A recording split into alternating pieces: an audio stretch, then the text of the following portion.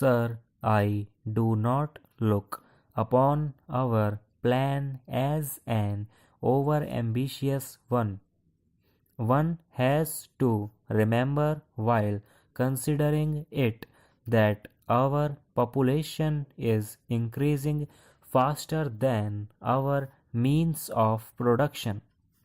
We have to meet the challenge of this growing population.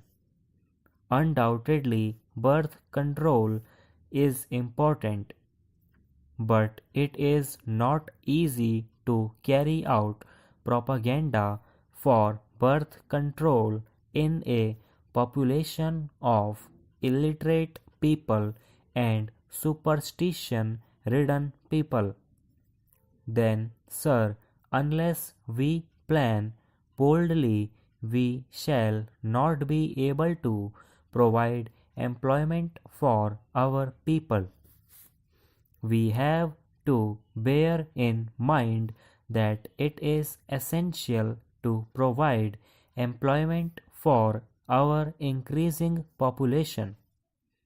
Even with the plan carried out, the unemployment figure will stand high, and the question to be considered is whether more attention should not be placed upon our small scale and medium sized industries.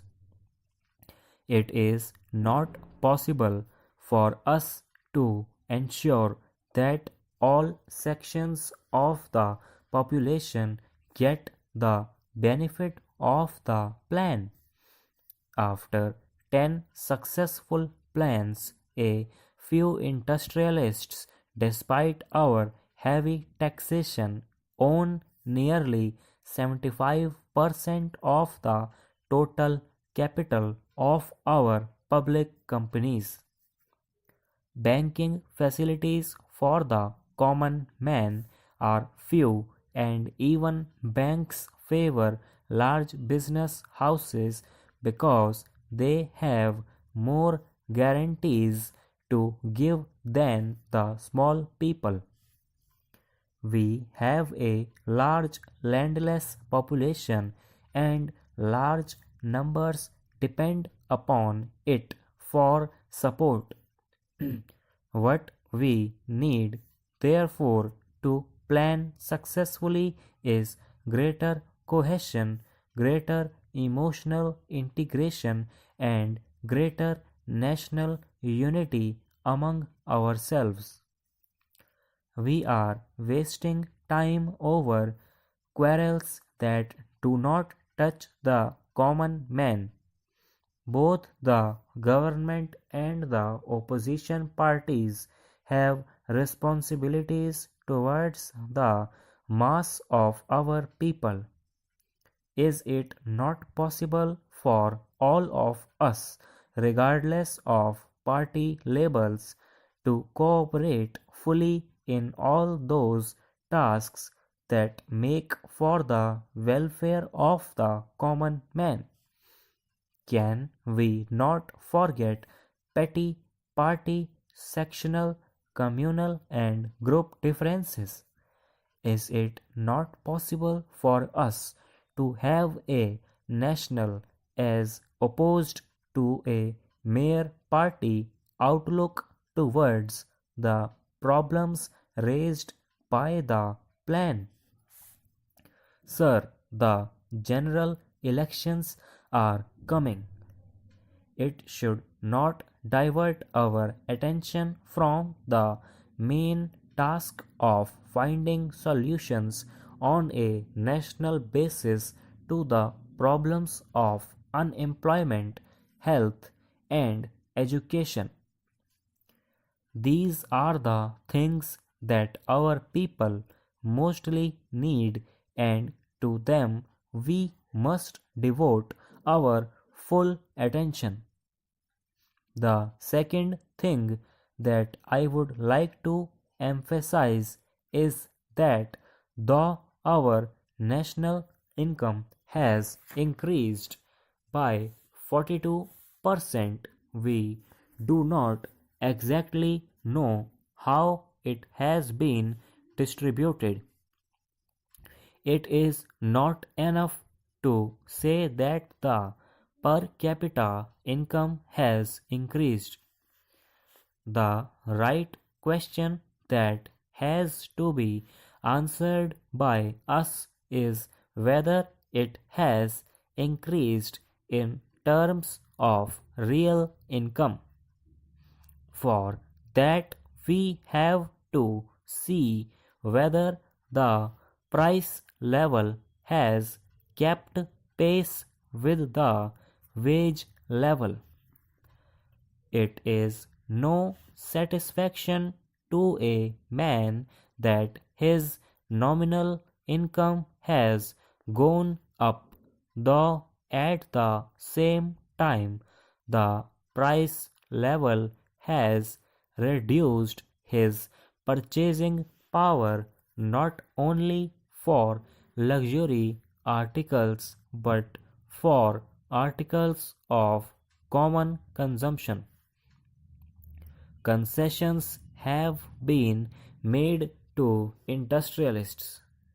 Perhaps it was inevitable that they should be made. We had to provide incentives for capital formation, but the budget, even after the reliefs given, which I gratefully acknowledge, will, I apprehend, increase the burden of the common man. The middle classes are the backbone of any community. There is dissatisfaction amongst them because of the rising prices. It is essential that in a mixed economy such as ours, the state should evolve a machinery of adequate price control. Prices should not be allowed to go beyond a certain level, and there must be a ceaseless war against hoarders and profiteers. They are pests of society and should be looked upon as such. Equality of sacrifice demands that those who have more should be made to pay more than those who have less. The marginal utility of money is greater with people of less income than with big incomes. The third point that I would like to point out is that concentration of economic power should be discouraged. One of our articles provides that the ownership and material resources of the country should be so distributed as to subserve the common good.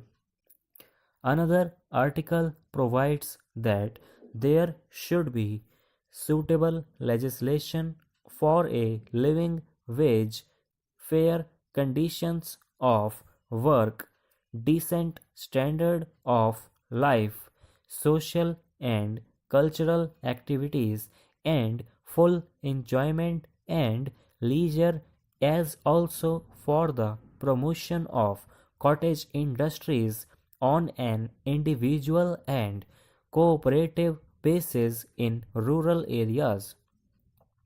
The progress of the plan has to be tested in the light of these objectives. Small and medium sized concerns should be encouraged so that concentration of wealth may break up. We would like to have the results of the inquiry as to how the national dividend has been distributed early.